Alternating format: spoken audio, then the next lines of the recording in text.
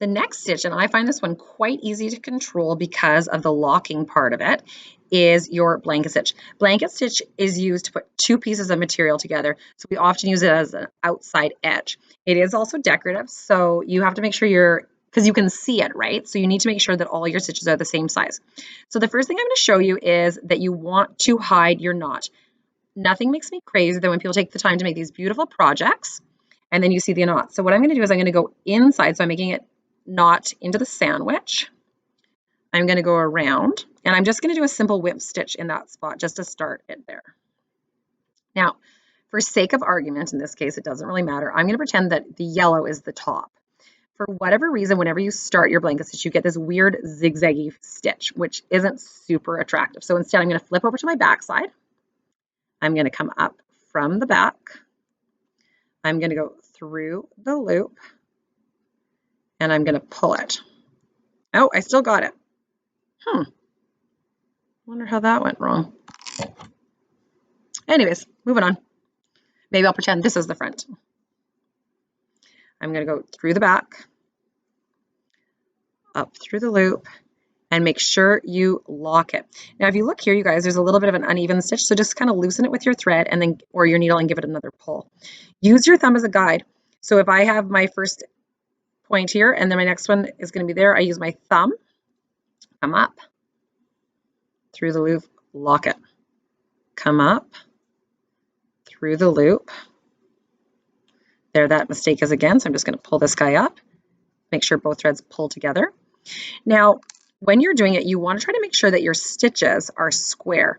So when you're going, try to make them as wide as they are deep. It just looks tighter. You can see these guys are quite close together. If I space it out a bit more, this is again another great reason to always look at that. That is, those ones, that's sexy. That is what you want your blanket stitch to look like. My other ones were too close together. Lock it. And super important, I'm going to show you what it looks like to not lock. So I'm going to come up. And if I go like this and I just keep trucking, and I'm going to show you, it's just terrible. It just makes me so sad. Loop it, and I'm going. I'm going to do a couple really hideous ones here, everybody. Don't think I've lost my mind. Oh my gosh, look at it. Well, you all probably think it looks fine, but I'm the person marking you. I don't think it's fine. Up through the loop. Oh, but now if I go back, everybody look here.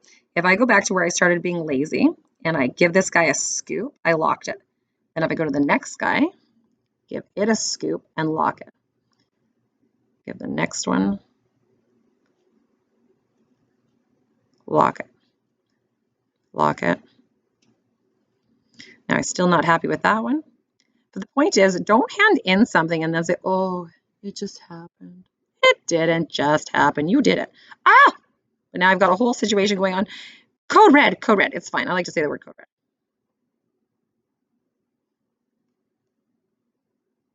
Don't worry. By the time I'm done, it's just going to be great.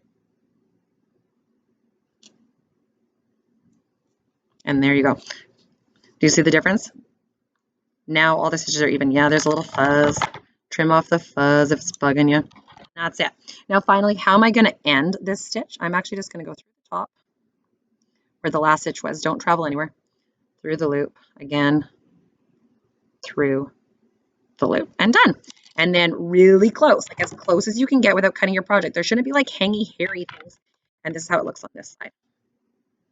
Beauty.